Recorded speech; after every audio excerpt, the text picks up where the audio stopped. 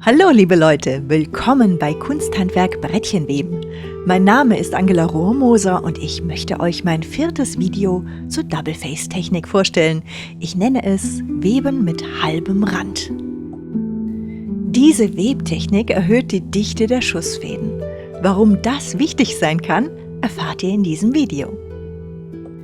Ihr findet diesen Trick und noch viele weitere in Heft 27 von Arachnes Fadenspielen, das ihr auf meiner Homepage www.rohrmosers.com käuflich erwerben könnt. Bereits bei meinem 2. Video zur Double-Face-Technik habe ich kurz erwähnt, dass die Drehmethode durchaus dazu führen kann, dass Muster langgestreckter oder gestauchter werden. Bei Ornamenten spielt das keine besondere Rolle, aber wenn Figuren Giraffenhälse oder Affenarme bekommen, dann ist das nicht sehr befriedigend. Das Gegenmittel heißt halber Rand. Und damit ihr seht, was ich meine, hier ein Vergleich. Einzeldrehmethode 12 cm, Zweipackmethode 10 cm, halber Rand in Zweipackmethode 8 cm, also 4 cm kürzer als die Einzeldrehmethode allein, das heißt 1/3 kürzer.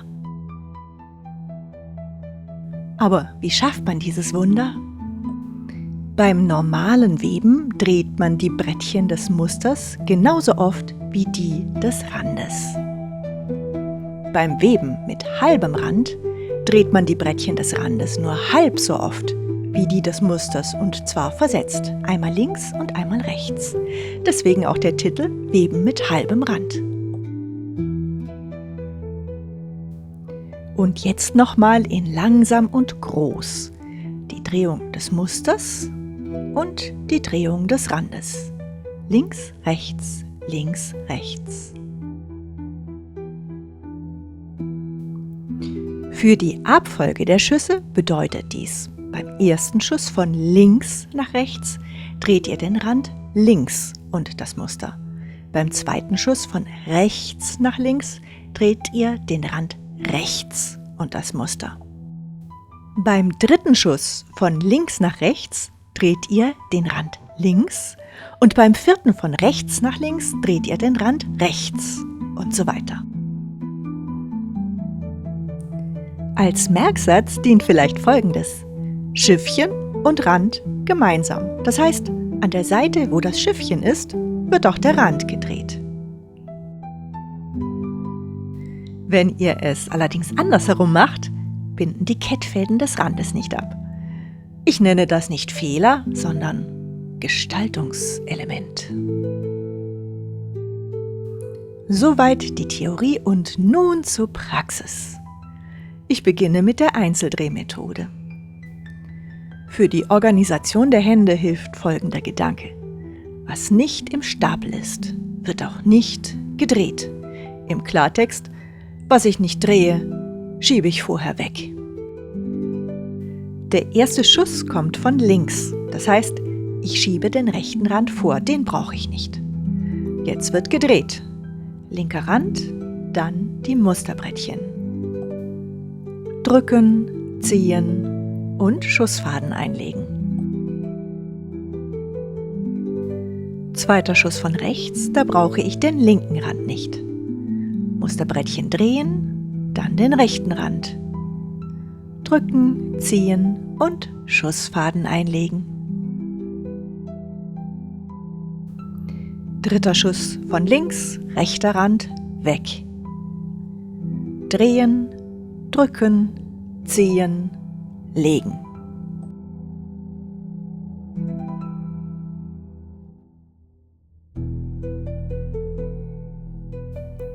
Vierter Schuss von rechts, linker Rand, weg. Drehen, drücken, ziehen, legen. So funktioniert die Einzeldrehmethode. In der Zweipackmethode kommt zu den bekannten 2 Packs einfach noch ein ruhender Dritter hinzu, der vor die Arbeitspacks geschoben wird. Also beim ersten Schuss sortieren und rechts ganz weg. Drehen vor, drehen rück, drücken, ziehen, legen.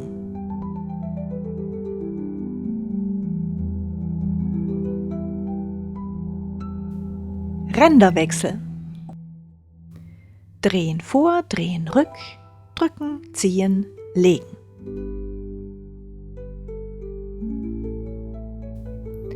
Alle Brettchen zusammenschieben und dann die nächste Doppelreihe sortieren.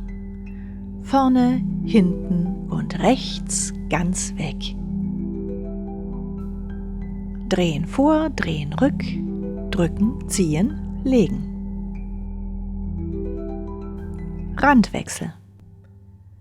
Drehen vor, drehen rück, drücken, ziehen, legen. So funktioniert die Zweipack-Methode.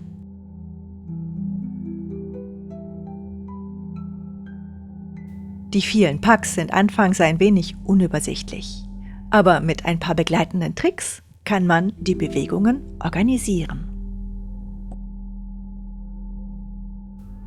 Murmeln, dichten, singen, macht, was euch gefällt und was euch gut tut. Und vor allem, macht doch mal Pause. Denn der tote Weber lauert einfach überall. Und noch eine Relativierung zum Abschluss. Das Brettchenweben ist keine exakte Wissenschaft. Jeder webt anders, jeder drückt anders, jeder zieht anders. Brettchen haben unterschiedliche Stärke, Schussfäden haben unterschiedliche Dicke. Beim Brettchenweben ist alles immer in etwa. Wer sich darauf einlässt, wird überrascht oder fühlt sich ermutigt, aus dem in etwa ein Prinzip zu machen, das spielt und nicht zählt, gestaltet und nicht berechnet. Und das ist wundervoll.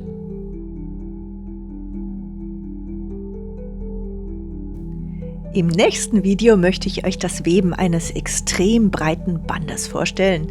Ich nenne das Video die volle Präsenz. Darin zeige ich euch, wie man bei mehr als 100 Brettchen die Konzentration aufrechterhalten kann. Und dies nicht nur den einen Tag, sondern auch noch den zweiten, den dritten und bis das Band fertig ist. Ich hoffe, euch hat dieses Video gefallen. Besucht meine Homepage unter www.rohrmosers.com. Viel Freude bei euren Projekten und bis bald. Eure Angela Rohrmoser.